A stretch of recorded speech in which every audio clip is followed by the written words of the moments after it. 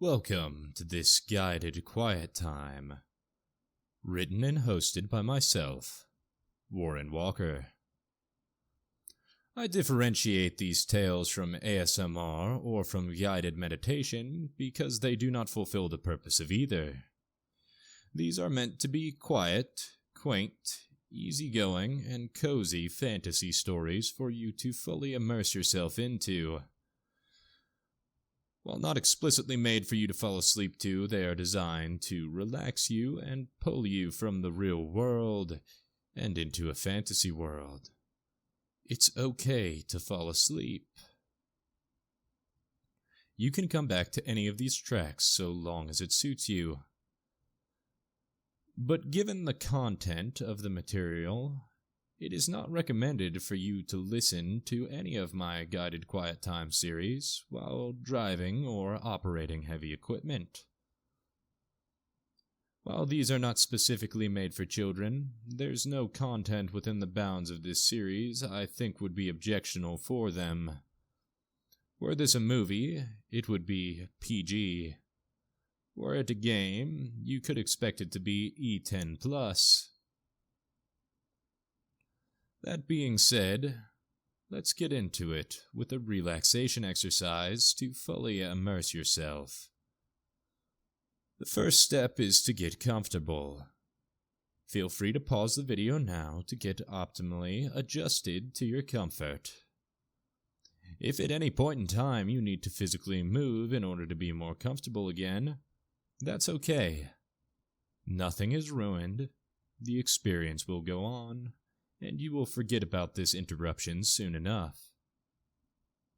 Now then, imagine yourself in a forest, surrounded by tall pine trees on every side. Ahead of you there are 6 stones laid out like a footpath. Green grass stretches on between the trees in all directions, and golden sunlight beams down. We're going to walk across this small trail now, but first, let's do a breathing exercise. I'd like to guide you through a process known as box breathing. This is used by professionals such as Navy SEALs to help relax in stressful situations. Obviously, we are not in a stressful situation right now, but I find it helps relaxation in general. And this is a skill you can take with you into the real and waking world. Use it whenever you'd like. Consider this a gift. We will be inhaling for 4 seconds, holding it at the top for 4 seconds, releasing for 4 seconds, and holding at the bottom for 4 seconds. With this in mind, breathe in.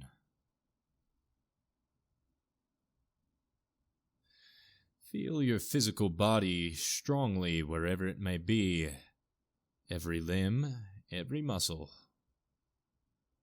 Breathe out. Feel all these things loosen up slowly.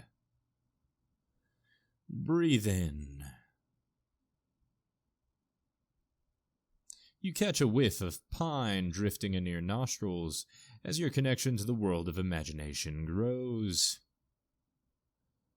Breathe out. Your physical body starts to pleasantly unwind like a rope slowly uncoiling. Breathe in.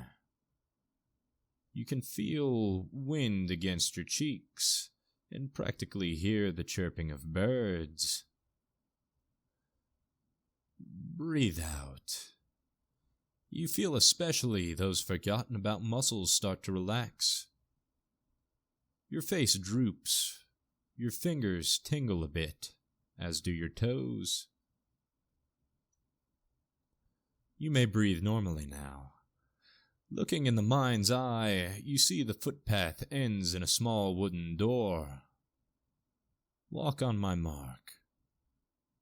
Step.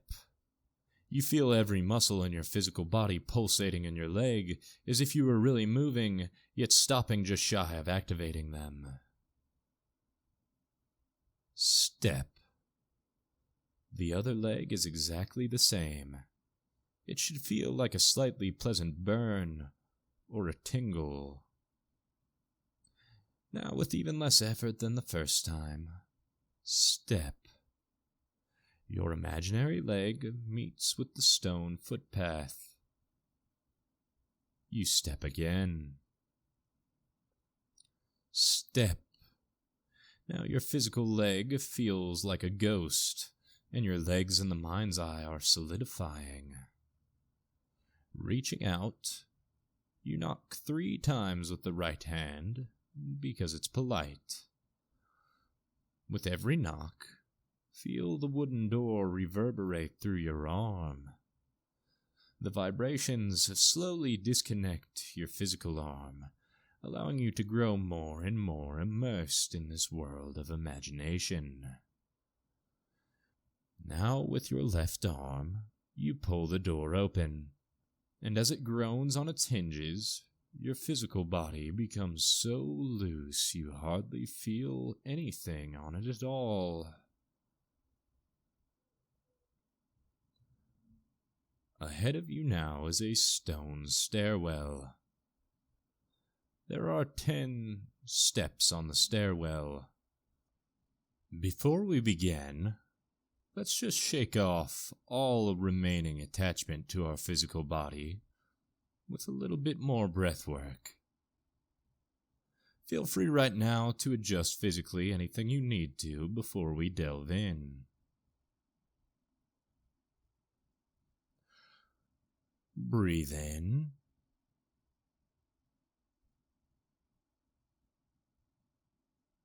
Breathe out.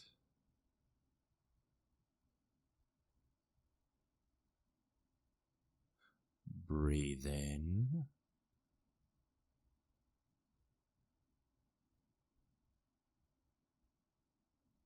Breathe out.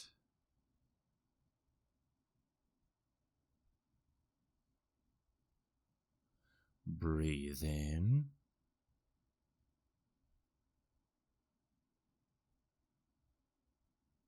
Breathe out.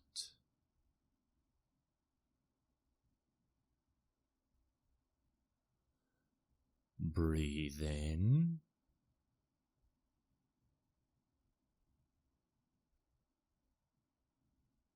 Breathe out.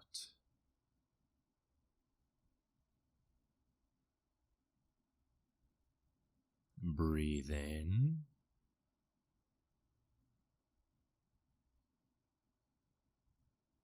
Breathe out.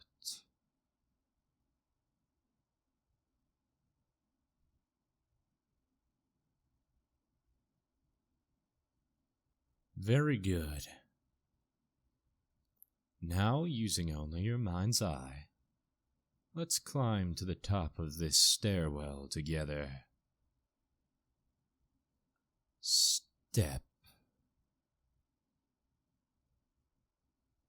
Step. Step. Your legs strain a slight bit, although this is nothing compared to what you may feel if physically attempting this. Step. Step. A breeze scatters leaves across the step. Step. One leaf crunches underfoot. Step. Step. Step. You can now see what's at the top of the stairwell.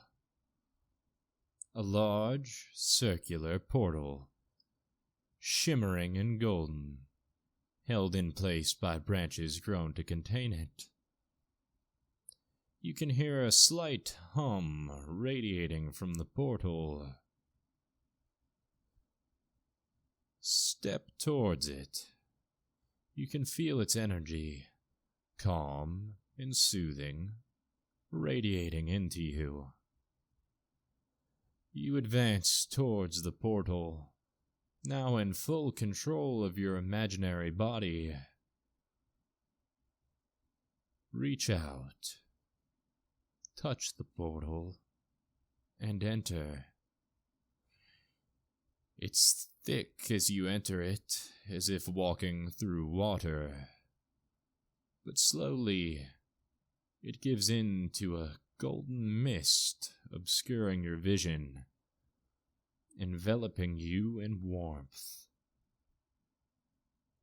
It feels as though a great warm blanket has been laid over the top of you. The gold slowly gives in to tonight's tale, and your vision becomes more clear.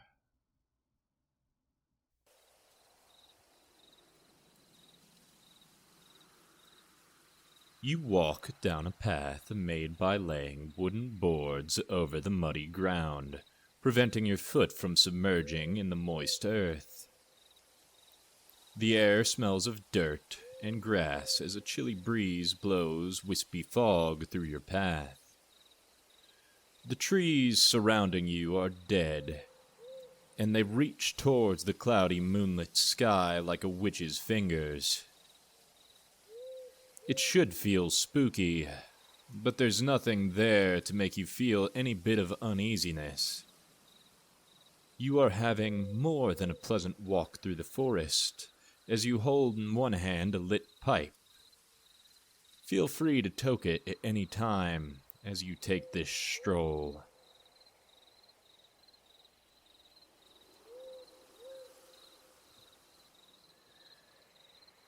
As you walk down the path, you notice a spider spinning a cobweb in some nearby branches. Pausing, you look up at the arachnid. It's a miniature artisan, and just like any other artisan, it's completely enveloped in its own work. Slowly the web is spun, the silk finely threading out where it glints in the moonlight and wobbles to and fro. There is much to be learned from the spider, as you observe that although the web is a work of beauty, it is also efficient at its purpose. Lovingly crafted, it weaves back and forth fine white lines. Hairy, spindly legs quickly scurry as soon as one line is laid, and begin to weave another. There are broad strokes on the outside of it, and it becomes more tightly knit as the spider comes to the center.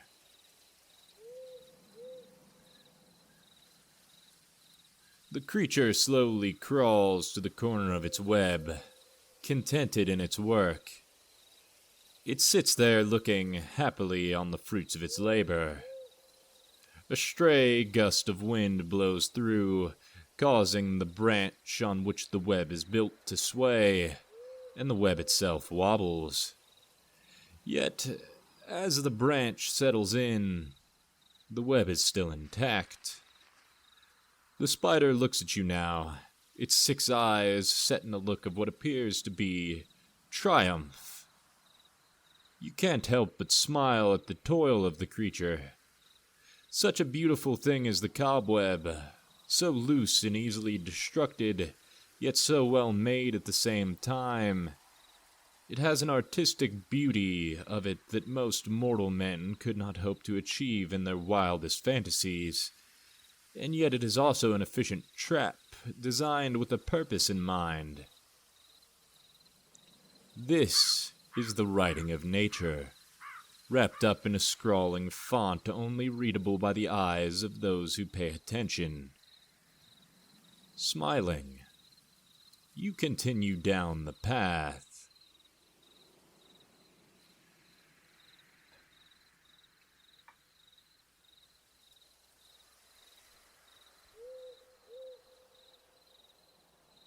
You hear the beating of wings as a great black shape swoops over your head. You duck away, frightened. The nearby tree rustles as the shape lands on an outstretched limb. Looking up, you see the wide, yellow eyes of a great horned owl. It's gigantic for an owl, almost as big as you are. Its shiny yellow eyes shimmer as if they contain crystallized wisdom within them ready to burst forth at a moment's notice. It adjusts itself on the branch and cocks its head at you.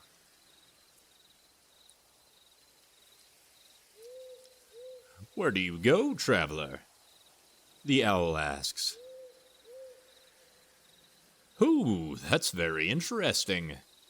"Yes, very interesting indeed." "Well, I dare say up ahead lies a trial. Ooh. Yes, indeed, a great tribulation for you ahead." "Ooh, worry not, my traveling companion, worry not. 'Tis only a temporary thing, as all trials are, yes. Soon you shall see. Through trial, though, comes reward. Here is no different. Ooh." "What is it?" "Why, at one point in time, I'm sure you can imagine this forest was very much alive. Yes, very much alive indeed. Ooh. This tree ahead, you shan't mistake it. This tree breathed life into the forest. Its energy so potent, so powerful. Ooh, but this was long ago. Now the tree is dead. Yes, roots dried up. Nothing left, I'm afraid. I'm terribly, horribly sorry if you'd hoped to see it in its prime. Ho ho ho.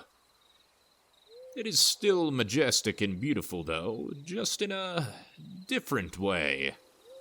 You shall see, yes. Oh ho, yes, you will see." The owl rustles and prepares to take off. "As for me, I yet hunger tonight.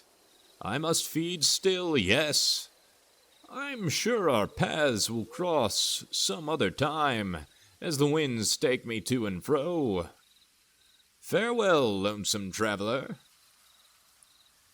And with a whoosh of air, he leaps from the tree and ascends into the night. You take a deep breath of the nippy night air as you watch him fly off, then continue on down your path.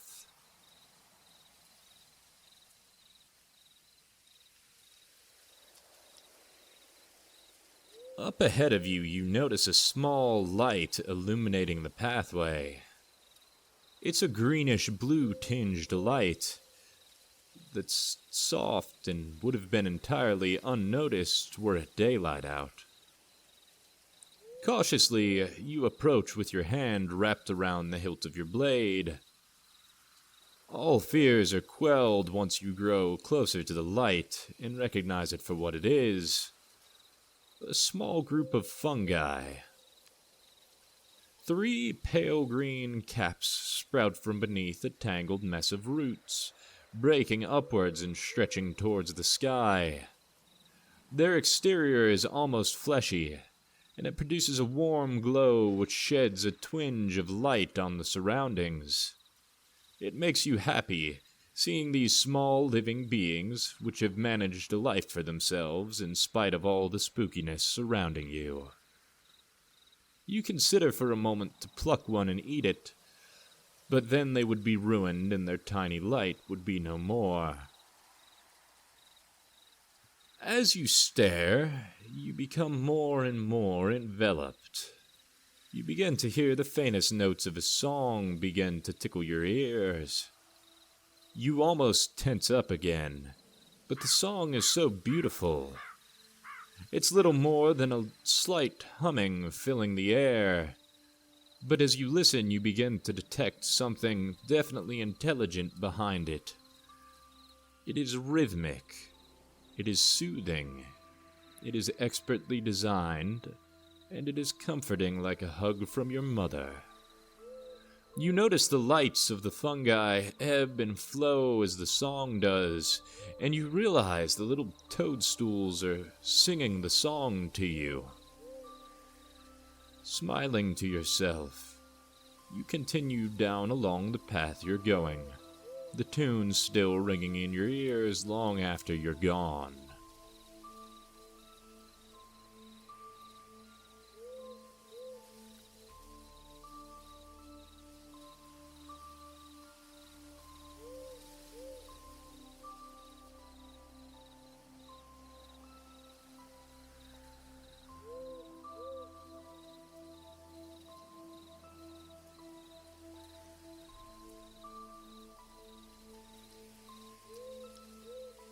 Slowly something looms above all else in the distance.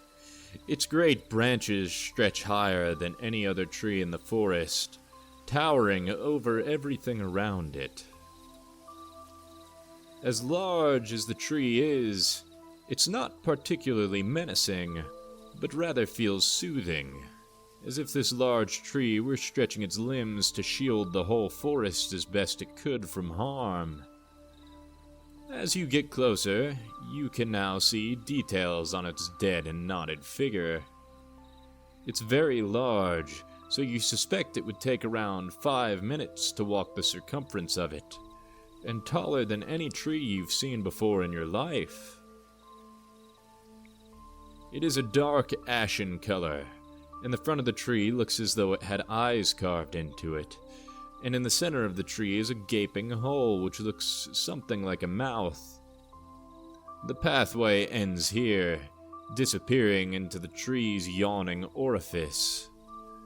A comforting green light spills from the mouth, bathing the entrance enticingly. There is no way to see this journey to its end without continuing on, and thus you take your first step into your journey. A sort of luminescent moss covers most of the wall, illuminating a shiny slime which drools from behind it.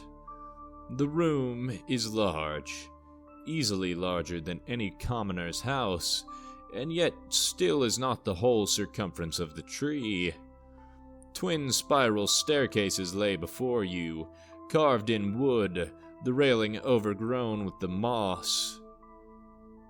You notice as you approach that the moss seems to bristle as your hand nears it, like hair on the back of a dog's neck when danger is close. Upon touching it, you discover just how soft it is, like placing your hand on a bed of hundreds of pillows. Slowly, you ascend the stairway.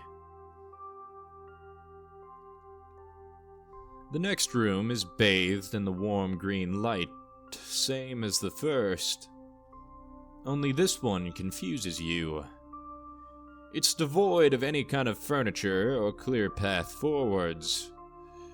Directly ahead of you, the room stretches on for some time before abruptly dropping off. A wide chasm separates the room in half. You slowly creep towards the end of the chasm and look down to see that the pit is at least 3 stories deep. The bottom glows with a luscious green, the same that illuminates the walls. It's much too vast of a stretch to jump, even if you got a running start. Slowly, you sit down on the end of the chasm, kicking your legs off to the side and merely pondering what to do next.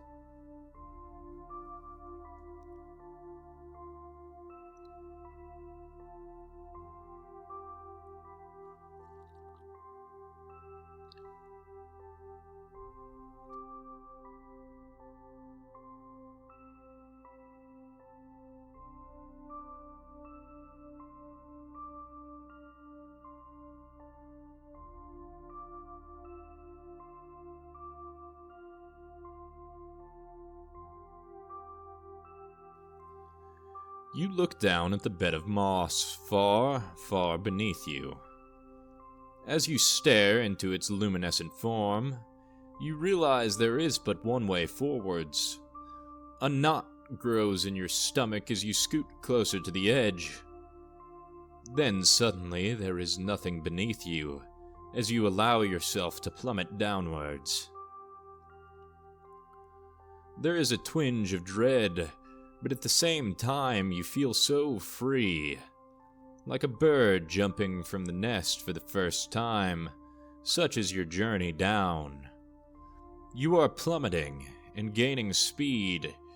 As you do so, your stomach feels as though it's in your feet, as the wind rushes past your ears, tickling them. Then, just as suddenly as it started, it all stops. You are sinking into a bed of moss, slowly becoming enveloped by the warmth and light it gives off. You are completely wrapped into it, and feel utter joy in the knowledge that you are safe. There is no blunt trauma, no sudden stop, but rather a sinking into the soft, elastic texturing of the moss. You are suddenly sprung back upwards. The entire process now repeated in reverse. You no longer feel any apprehension at all as you sail up. Like a phoenix rising above all things, so too do you ascend. The light from the bottom grows fainter and fainter as you reach the very top of the precipice. You are suspended for a moment at the apex of your leap, and merely take a step forwards over air onto the other side of the chasm. With a sigh of relief, you look backwards on where you've ascended from, unable to help the smile playing at your mouth. Ahead of you now is a doorway, lit by nothing but the green glow on the other side. You press onwards. Upon entering the room, you see it's very tall. It's so tall you can't see the top of it. Moss descends the walls, coming down in swirling, spiraling patterns, looking as though an artist had tried to draw gusts of wind. Long tendrils of the mossy slime descend from the unseen ceiling like ropes, some coiling on the floor and others too high to reach. You wander in amazement, entranced by the luminescent moss.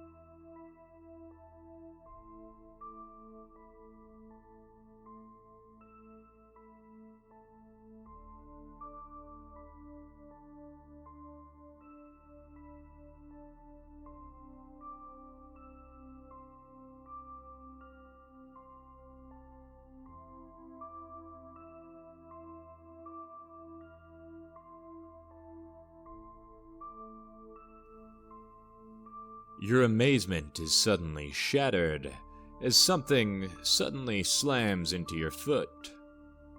Panicking, you stagger, but whatever it is has bound itself to you tightly. You only see flashes of glowing green as you struggle to shake the thing from your foot. It comes loose and you tumble onto the ground, falling flat on your rump. A small clump of green moss, no bigger than a very small dog, bristles and shudders a few paces away from you, then begins inching towards you. It makes small peeping noises like a baby bird might, and two apple-red orbs become illuminated on its surface with shiny white pupils. They look at you with a look of hurt and betrayal. The little slime pauses just in front of you, peeping sadly. You rise to a kneel, now realizing there was no harm intended by the creature, and begin to stroke its soft surface. Slowly, the peeping grows more enthusiastic. As you rise to a stand now, it excitedly bristles and shimmies. You bend over, thinking to pet it once more, but as your hand outstretches, the little thing races up your arm and burrows into your shoulder. It sits there, just looking at you, warming you. This will henceforth be a traveling companion for you. You gently nuzzle its mossy surface with your fingers.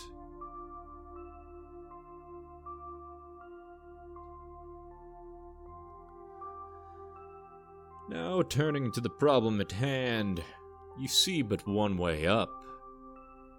Placing your hand around a cord of moss, you test to ensure it will hold your weight. Although the moss is stretchy, it is more than enough to hold you. Hand over hand, you scale the long tendril, and can't help but to look around and enjoy the scenery as you climb. Your newfound companion peeps happily, and seems to radiate joy from its perch on your shoulder.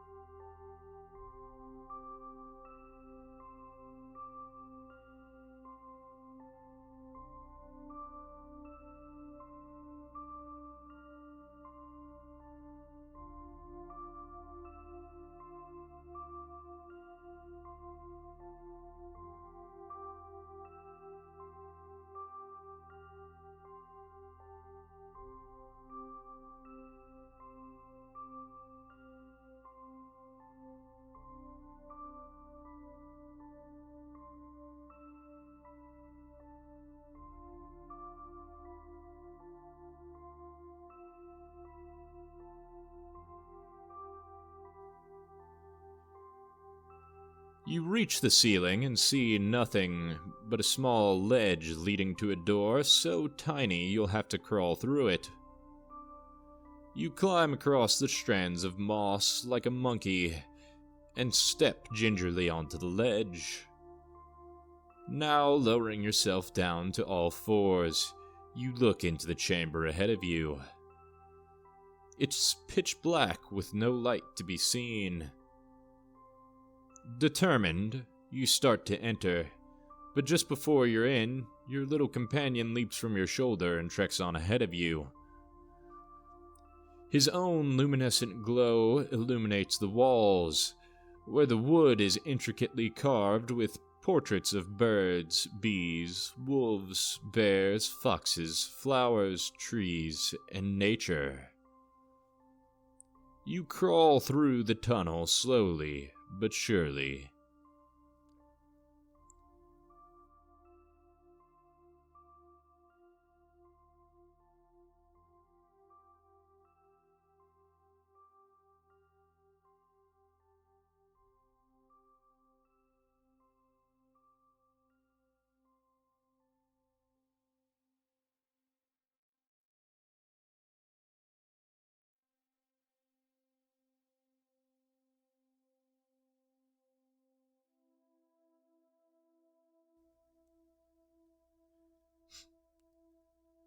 It begins to open up, and now you find yourself in something of a hallway.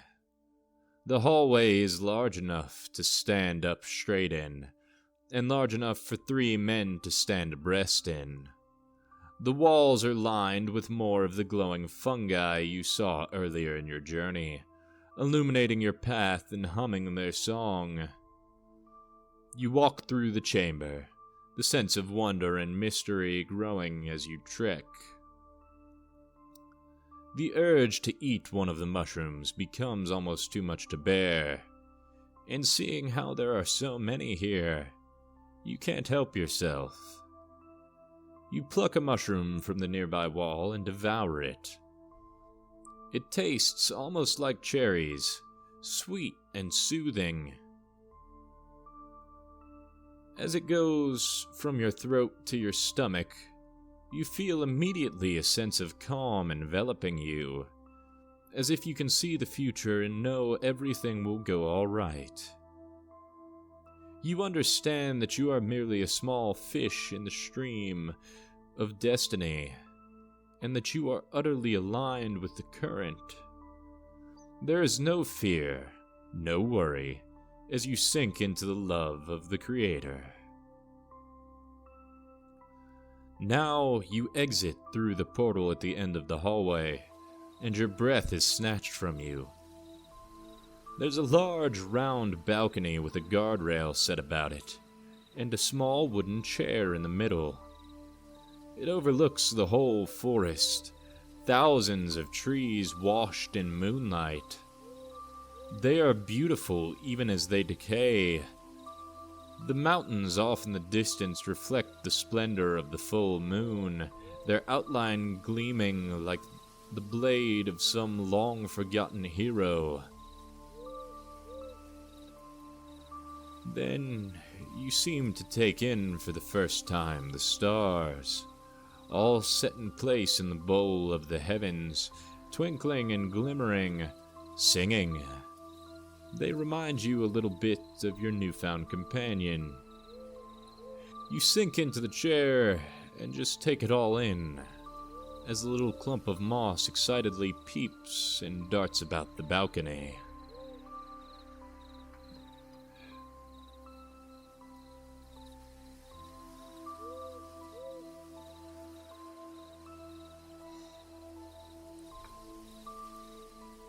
"I don't mean to interrupt," speaks a voice from behind you, causing you to startle. Turning, you see a large clump of moss attached to the side of the tree that's at least 4 times the size of yourself. Red eyes set with white pupils look at you, and it's grown in the form of a human face, complete with a shaggy beard. "It's just been so long since I had any company out here. So very long. Friend. I may call you friend, I hope. Let me tell you a tale. This forest is thousands of years old, but was only a couple 100 years ago that it was teeming with life. The bear cubs played with the fox cubs, the stags pranced joyfully through the woods, and I was but growing on a rock. This tree here we both sit on spoke to all, dictating the comings and goings of the animal kingdom. I have long since forgotten his name, although I am sure the wee folk would remember. They have very long lives. There were so many of them here, living in the trees, living in their villages." He bristles. "I am not entirely sure what befell us, but the rot set in the trees. Well, there was a harsh winter and they just didn't come back. This one here, the great tree as I refer to it, was slowly dying. His leaves were beginning to fall, which had never happened before. The Fey folk all held councils and convened with their best doctors, wizards, witches, and brewers. nothing came of it, and the forest began to shrink. Even the rock on which I grew, the stream around it steadily grew smaller and smaller.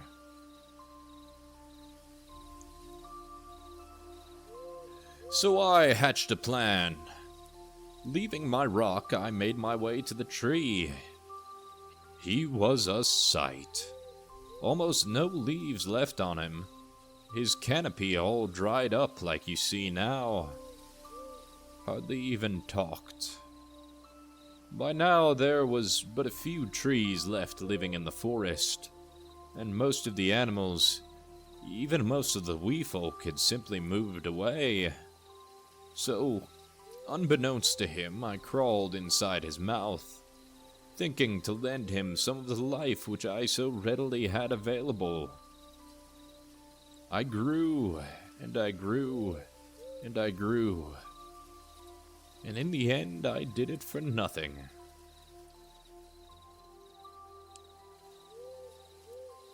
Why didn't I leave? Well, I don't know.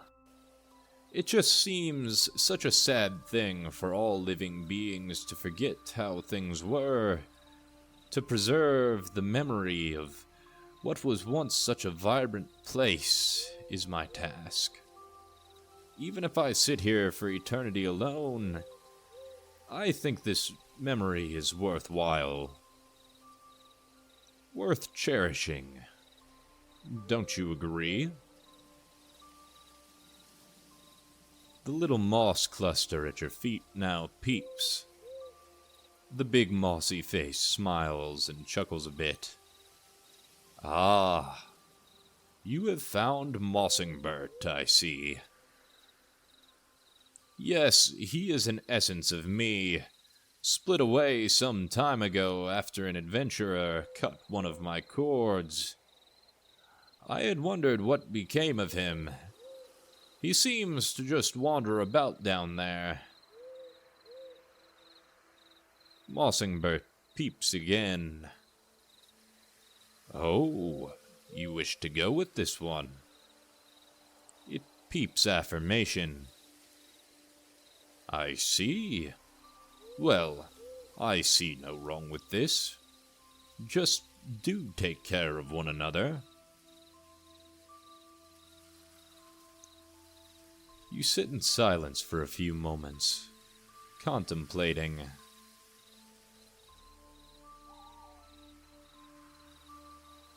I know you must go at some point, and this is fine by me.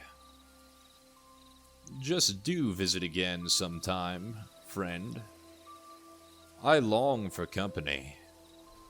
I hope Mossingbert keeps your path more company than mine has kept me.